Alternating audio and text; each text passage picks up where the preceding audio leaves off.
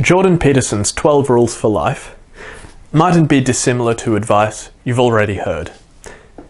Exhortations to tell the truth, delay gratification, not compare yourself to others, or to tidy your room, they aren't exactly original. But this advice is hard to follow, so if the book did offer a practical means of following this advice, then it would be valuable. Well, it isn't practical. Instead, extending those platitudes into a pretense of philosophy. Jordan argues, for instance, that hierarchies in humans are inevitable, and to support this claim, he references how lobsters live in rigidly hierarchical winner-takes-all societies, which he says is caused in large part by varying levels of the neurotransmitter serotonin in lobsters, which is also present in human brains.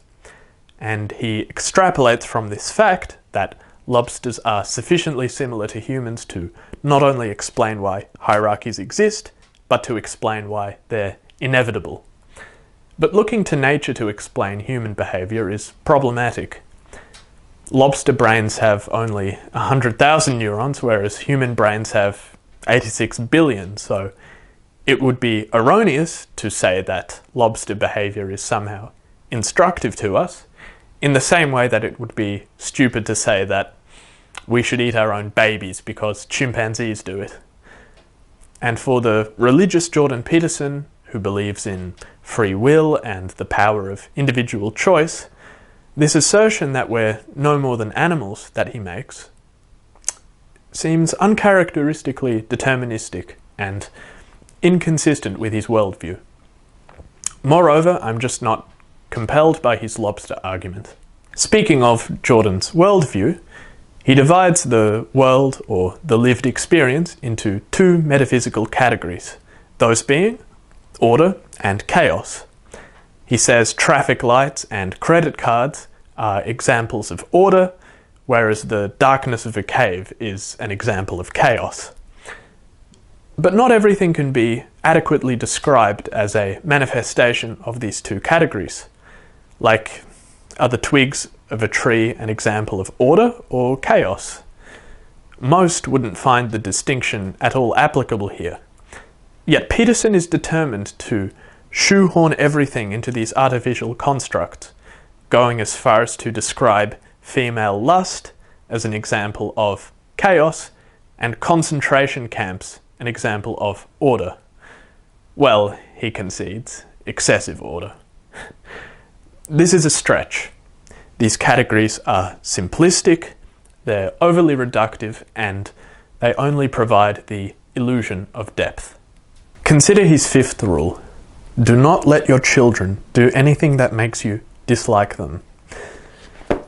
Okay, let's say your child is doing something you don't like. Is that a problem with the child, or is it a problem with you? Instead of giving guidance as to which is the more legitimate, he imposes this blanket rule that arbitrarily favours the parent. But a parent's judgment isn't always good. For instance, I'm sure many parents would dislike their sons for playing with dolls. Is the answer really to stop them from playing with dolls? Because that sounds really harmful to the kid. I'm not saying kids shouldn't be disciplined, but this guidance could be downright dangerous in the wrong hands. It justifies any degree of vanity on the part of the parents. I think this advice is no more than an apologia for parental intolerance. Jordan continues on page 192. In placing such limitations on his son, the father might be considered a destructive force, acting as he does to replace the miraculous plurality of childhood with a single narrow actuality. It's almost as if the critique writes itself. But if the father does not take such action, he merely lets his son remain Peter Pan, the eternal boy, king of the lost boys, ruler of the non-existent Neverland. Okay, so he makes two claims here. First, that a large degree of parental discipline is necessary, and second, that liberal parenting is morally unacceptable. Well, In my experience, the most screwed up people I know had authoritarian parents, whereas those raised by liberal parents, for the most part, turn out just fine, even if they're a bit obnoxious as kids. I think more important for raising a good child than placing limitations and physically attacking the kid, yes, which is something Jordan recommends, is having good role models, an enriching home environment, and lots of love.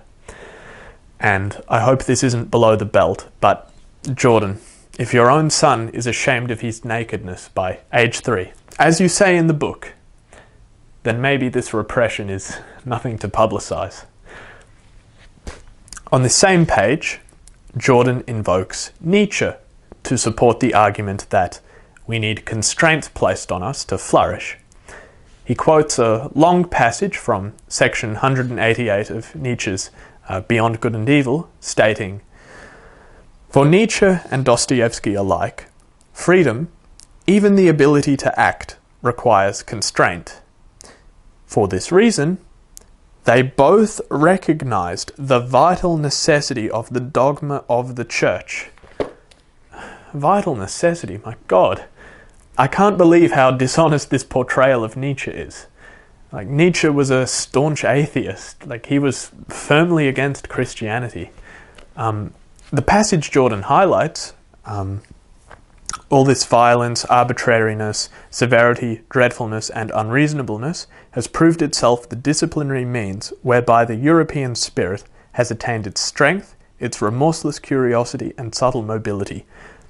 Granted also that much irrecoverable strength and spirit had to be stifled, suffocated, and spoiled in the process. This passage is not an endorsement of the church. If anything, Nietzsche's denouncing the church in a really forthright way. Not once does he say anything to the effect of freedom requires constraint, nor does he even imply it. To misrepresent Nietzsche like this is appallingly sloppy, at best. Rule 7, pursue what is meaningful and not what is expedient. Here, Jordan proposes that we usefully forestall pleasure to attain something more valuable in the future. And what is that something? Well, it's not more pleasure, apparently, even though it really seems like that in a lot of his biblical examples. It's meaning. But what does he mean by meaning? Well, he attempts to expand on this term, unsuccessfully, on page 201. And I'll spare you from having to listen to all of it, but meaning is the lotus striving upward through the dark lake depths, through the ever-clearing water, blooming forth on the very surface, revealing within itself the golden Buddha, himself perfectly integrated, such that the revelation of the divine will can make itself manifest in his every word and gesture. What is this, a hymn? Is this meant to clarify the meaning of meaning? Because it doesn't. I think you'd have to be deluded or hysterical to say you learnt from this pomposity. And there are countless examples of this bloated sermonizing. You can pretty much open the book to any page and find nonsense just like this. The question is there enough sense to offset this? Is any part instructive? Are any insights valuable? For the most part, no. And for that reason alone, I wouldn't recommend the book. There is undoubtedly some useful advice when he makes practical suggestions, something I would have liked to see more of, like when he recommends that you keep your sleep-wake cycle regular. But for the most part, the content is empty. And even that wouldn't be so bad if it weren't for his hankering to come across as this prophet, this great shaman who talks in lofty metaphors about the way, glorified with capital letters, and how to redeem the fallen earth. Rather than being profound, this is mystifying and rhetorically desperate for the great legacy.